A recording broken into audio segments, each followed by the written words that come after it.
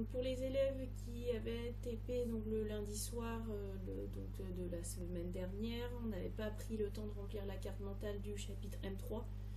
Une petite vidéo ici pour remplir la carte mentale.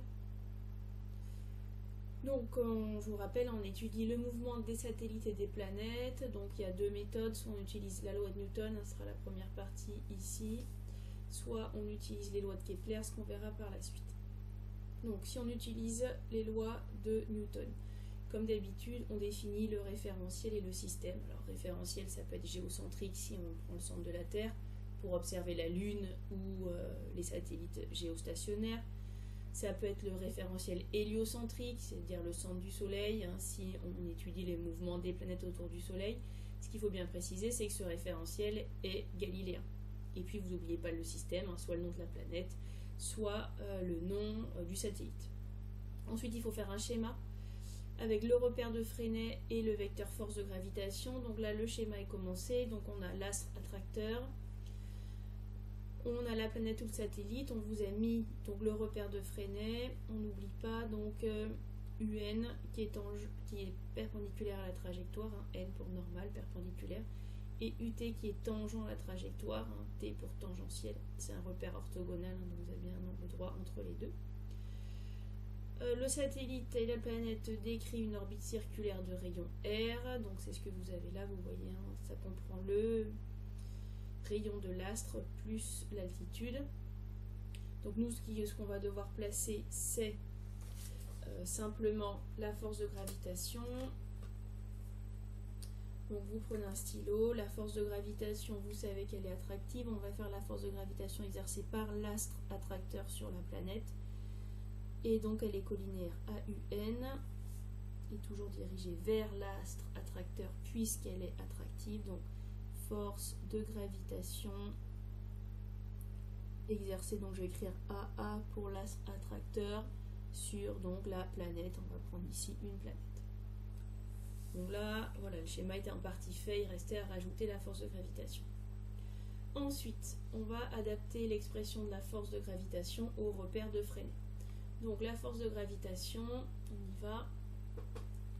Force de gravitation exercée donc par l'astre attracteur sur la planète, voilà. C'est égal à quoi? C'est égal à la constante de gravitation G fois la masse de l'astre attracteur fois la masse de la planète. Attention, pas confondre petit g, intensité de pesanteur, et grand G, constante de gravitation, hein, pas les mêmes lettres. Et le tout divisé par le rayon de l'orbite au carré.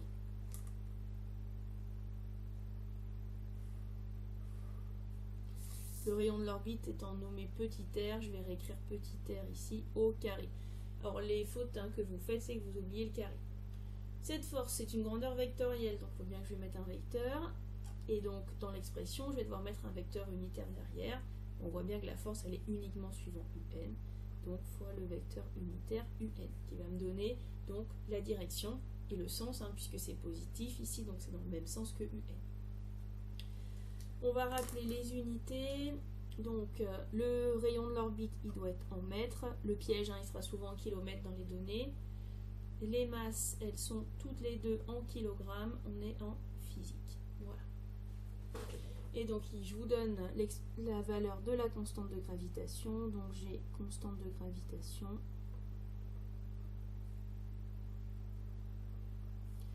G égale 6,67 fois 10 exposant moins 11 newton mètre carré kilogramme moins 2. Donc voilà, vous avez l'expression de la constante de gravitation, enfin sa valeur, pardon. Elle est bien sûr pas à retenir, elle vous sera toujours donnée. Donc on a référentiel, système, schéma, bilan des forces avec l'expression de la force. On va maintenant écrire la seconde loi de Newton. Pour ça, vous avez l'habitude, c'est la même, quel que soit le système, qu'on fasse sur Terre, sur Mars, sur la Lune, et qu'on étudie le mouvement d'une balle ou d'une planète. La somme des forces extérieures qui s'appliquent à mon système, donc ici j'ai dit la planète, est égale donc à la masse fois le vecteur accélération qui peut dépendre du temps. Donc tout ça comme d'habitude, vous déroulez ensuite avec la force de gravitation. J'ai oublié de mettre ici que c'était MP puisque notre système c'est la planète. Voilà. Et vous trouvez les coordonnées de A de T en fonction de ce qu'il y a ici pour la force de gravitation. Tout ça on l'a fait dans la démonstration dans le polype du chapitre M3. On va devoir utiliser le repère de Freinet, donc on va donner l'expression du vecteur accélération dans la base de Freinet. Donc dans la base de Freinet, quel que soit le système étudié, donc le vecteur accélération qui dépend du temps, il a deux coordonnées. Donc l'accélération normale suivant UN, qui dépend du temps, équivaut la vitesse au carré sur le rayon d'orbite.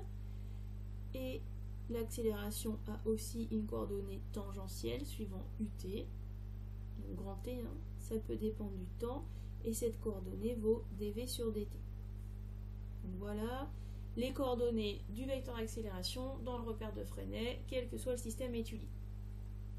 Donc on va devoir comparer les résultats de ce qu'on trouve après avoir développé au grand 4. Et ici 6, ah oui, vous changez, il y a une faute de frappe, ici c'est pas 6, mais c'est 5, et là c'est 6. Donc vous allez avoir deux expressions pour le vecteur accélération, ce qu'on trouve par la base de Freinet, ce qu'on trouve avec la gravitation. Donc je vous réécris le résultat des coordonnées du vecteur accélération qu'on va trouver avec la seconde loi de Newton. Vous devez trouver que AN de T, c'est G fois la masse de l'astre attracteur sur R au carré. Et suivant AT, vous devez trouver 0. Et tout ça, ça doit être équivalent aux coordonnées des vecteurs accélération dans la base de Freinet. Donc pour AN, V carré sur R, et pour AT, dv sur dt. Deux choses qu'on vous demandera, c'est de justifier que le mouvement est uniforme. Ça c'est très simple. Vous avez AT qui vaut 0 et dv sur dt qui vaut 0. Donc ça veut dire que dv sur dt, ça vaut 0. Ça implique que v est égal à une constante. Donc le mouvement est uniforme.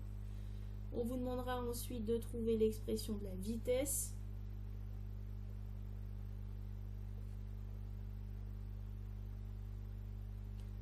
Vous utilisez les coordonnées suivant AN. Vous avez v carré sur R qui doit être égal donc ici à G fois la masse de l'astre attracteur sur R au carré. Et vous pouvez remonter à la vitesse. On trouvera V qui vaut racine de G fois la masse de l'astre attracteur sur R. Je vous laisserai refaire la démo. Rien de très compliqué, vous l'avez aussi vu dans le poly.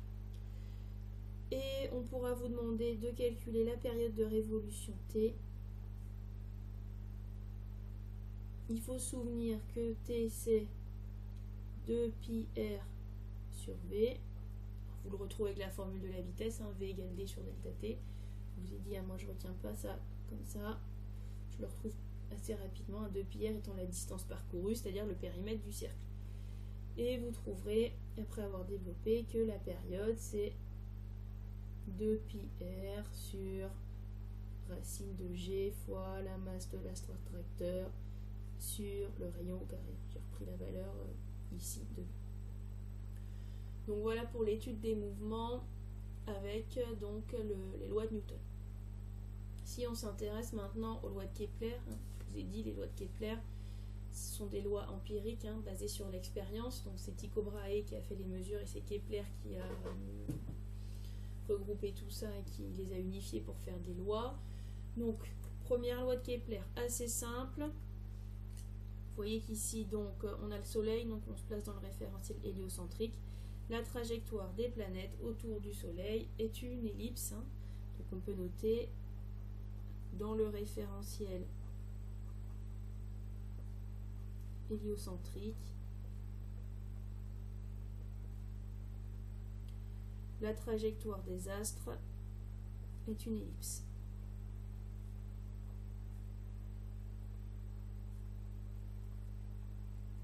Hop, ellipse.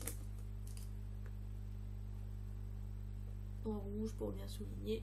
La trajectoire des astres est une ellipse dont le Soleil occupe l'un des foyers.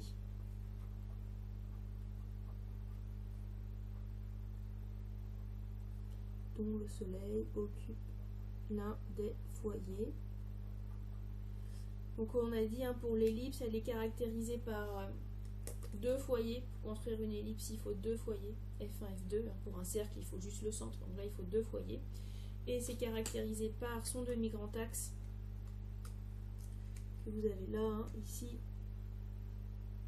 Le demi-grand axe, c'est A. Bien sûr, on le retrouve de l'autre côté. Donc A, c'est le demi-grand axe caractéristique de l'ellipse, comme le rayon pour le cercle. Ensuite, on a la deuxième loi de Kepler. Donc c'est la loi des airs.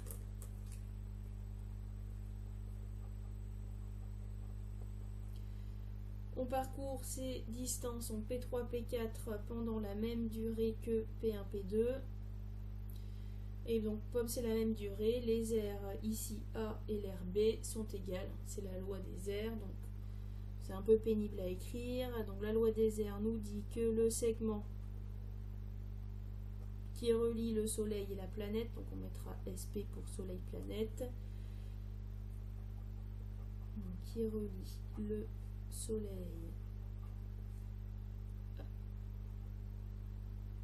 le Soleil au centre de la planète,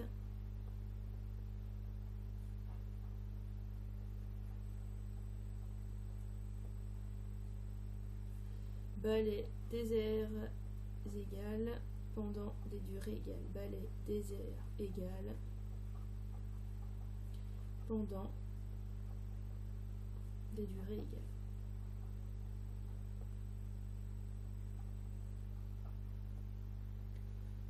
Donc la loi des airs, qu'est-ce qu'on va nous conclure sur cette loi? On voit bien ici que la distance parcourue entre P3 et P4 est plus petite que la distance parcourue entre P1 et P2. Ça veut dire qu'il va plus vite entre P1 et P2 qu'entre P3 et P4. Et entre P1 et P2, il est plus proche du Soleil. Donc on pourra en conclure que pour une même durée, il parcourt une durée plus grande, donc il va plus vite. Donc la distance, on peut dire P1, P2 est plus grande que la distance P3, P4 pour une même durée.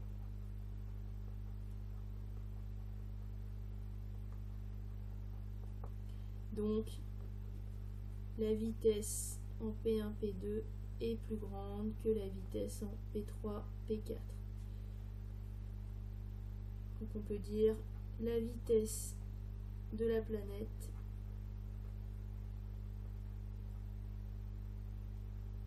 augmente quand elle approche du Soleil.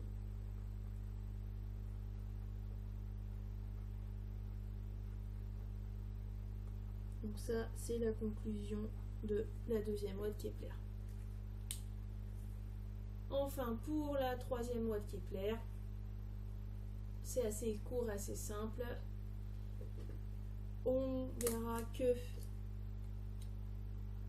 le carré de la période divisé par le demi-grand axe au cube, et ça c'est égal à une constante, quelle que soit la planète, tant que l'astre attracteur reste le même. Donc si on a la période de révolution de la Terre et la période de son demi-grand axe, on peut trouver la constante. Et on aura la même constante pour Vénus, Jupiter, Mars, Saturne, toutes les planètes qui tournent autour du Soleil. Ce rapport est le même pour toutes les planètes tant que vous ne changez pas l'astre attracteur. Alors nous, dans notre cas, on aura souvent un mouvement circulaire. Comme ça, on pourra se ramener à un cercle plutôt qu'à une ellipse, et ce sera plus simple parce qu'on connaît bien les caractéristiques d'un cercle, mais on connaît mal, surtout au lycée, les caractéristiques d'une ellipse. Donc si on a un cercle, on pourra dire que t carré sur, cette fois-ci, le demi-grand axe, on va l'appeler le rayon, t carré sur r au cube égale constante. Donc pour déterminer cette constante, il va falloir reprendre la période que vous avez déterminée avec les lois de Newton. Cette constante vaut 4 pi carré sur G fois ma, qui est la masse de l'astre attracteur. Donc par exemple ici, comme vous pouvez voir dans le schéma de l'ellipse, l'astre attracteur est le Soleil. Donc c'est une constante qu'il faut savoir donc démontrer en utilisant bien sûr la formule de la période. Vous passez la période au carré et vous allez voir apparaître r au cube dans le calcul et vous pourrez facilement avoir t carré sur r au cube.